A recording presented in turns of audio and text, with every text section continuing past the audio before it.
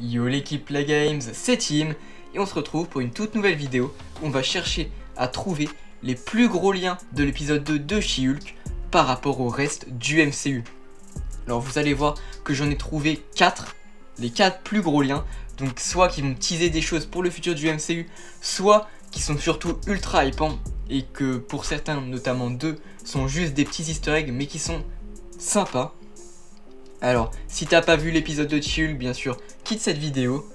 Et si tu l'as vu et que tous ces liens t'intéressent, je t'invite à rester dans cette vidéo sur ce générique.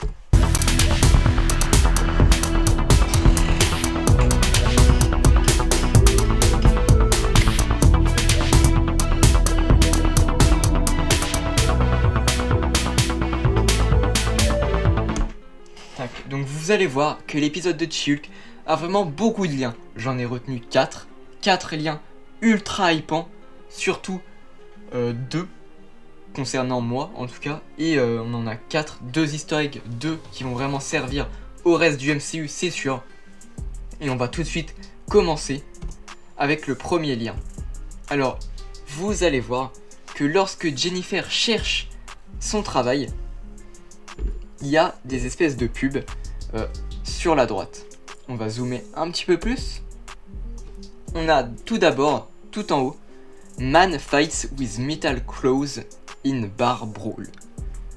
Accent éclaté, je sais, mais ça veut dire qu'un homme s'est combattu avec, en tout cas plutôt un homme combat avec des griffes en métal dans un bar. Donc voilà, vous voyez très bien qui c'est. C'est un X-Men, donc potentiel lien avec les X-Men, et c'est Wolverine. Honnêtement, vous voulez que ce soit qui d'autre? Qui a des griffes en métal dans l'univers Marvel?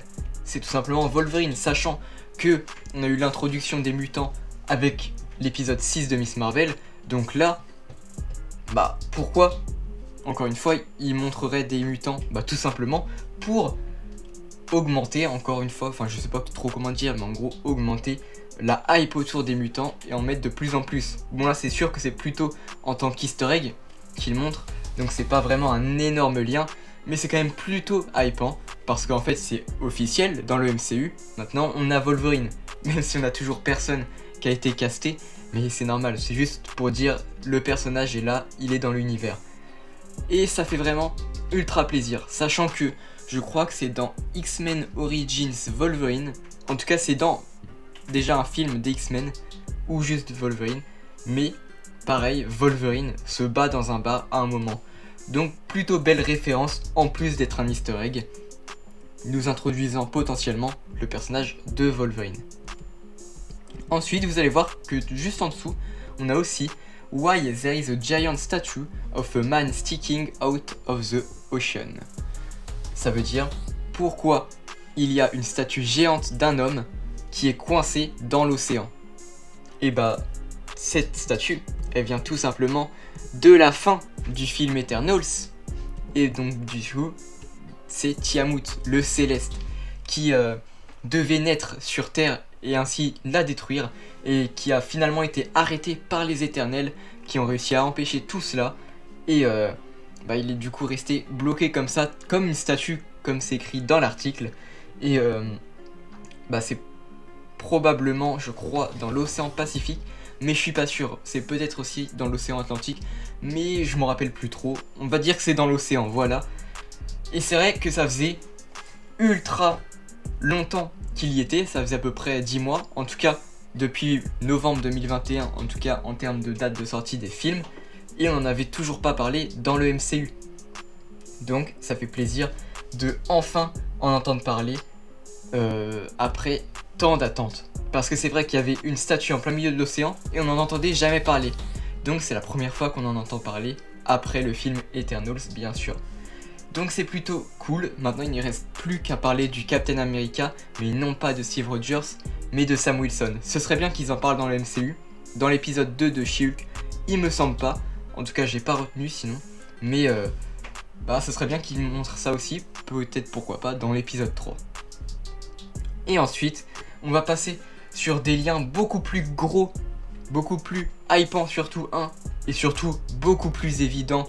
Là, pour ne pas avoir les remarqués, pour ne pas les avoir remarqués, plutôt c'est plus français, bah faut vraiment ne pas être très attentif, ou alors pas forcément connaître bien le MCU, genre pas être un énorme fan, c'est possible aussi, et c'est totalement plausible, t'as le droit, mais en gros, quand Jennifer est au téléphone avec Hulk pour parler du coup qu'elle va peut-être, sûrement en tout cas, accepter le poste pour défendre l'Abomination, Hulk lui répond et tout ça, et quand il éteint son téléphone, on voit en tout cas qu'il est dans un vaisseau sakarien en plein milieu de l'espace.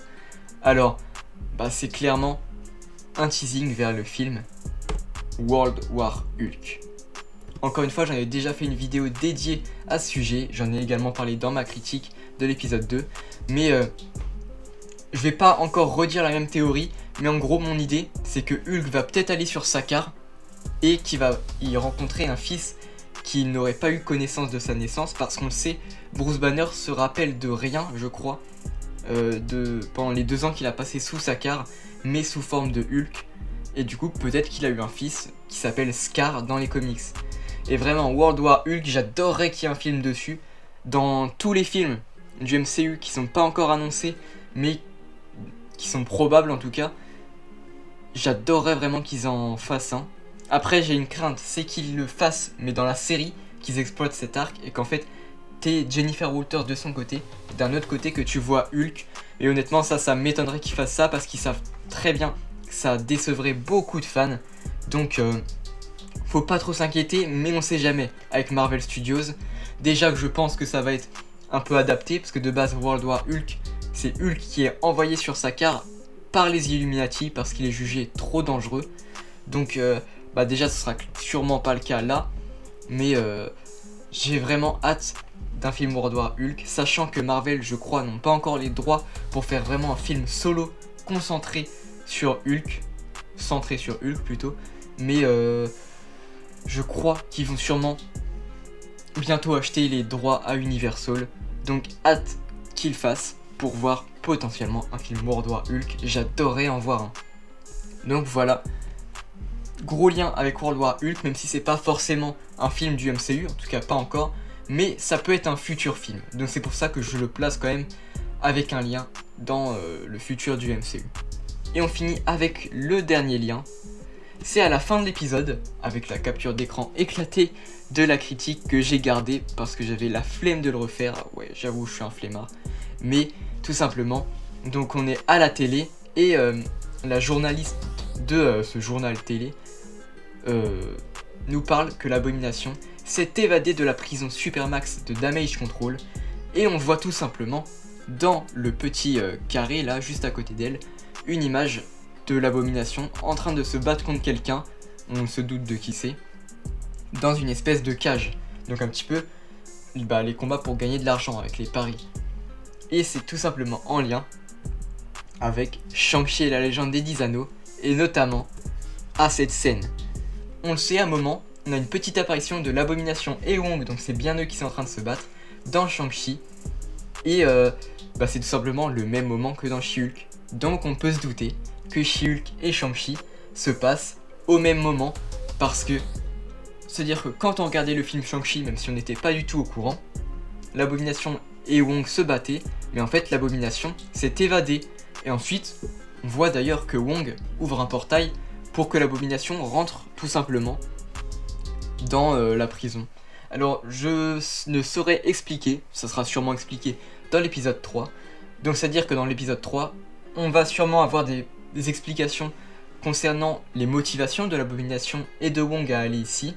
Wong va sûrement vouloir l'entraîner un peu plus à se canaliser aussi sûrement, parce que l'Abomination nous dit, en tout cas à Jennifer, qu'il veut se racheter et qu'il est plus du tout comme avant à vouloir tout défoncer.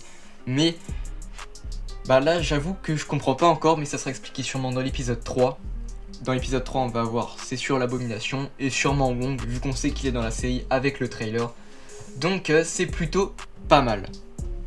Après c'est déjà la fin de cette vidéo. Il y a juste Daredevil encore une fois. On sait pas quand est-ce qu'il arrivera. Déjà dans l'épisode 3 ça m'étonnerait, donc ne vous attendez pas à le voir dans l'épisode 3. Mais peut-être, on sait jamais, c'est possible, mais honnêtement je ne pense pas. Donc Daredevil on verra dans le futur. Donc c'est tout pour cette vidéo sur les 4 gros liens que j'ai retenus et surtout qui me hypaient le plus de cet épisode. Si vous avez aimé cette vidéo, n'hésitez pas à liker, commenter, partager et vous abonner si ce n'est pas encore fait. N'hésitez pas non plus à vous abonner aux différents réseaux sociaux de la chaîne comme Twitter ou Instagram, lien en description. Sur ce, c'était Tim de la chaîne Play Games, la chaîne qui parle de tous les sujets. Et on se dit à la prochaine!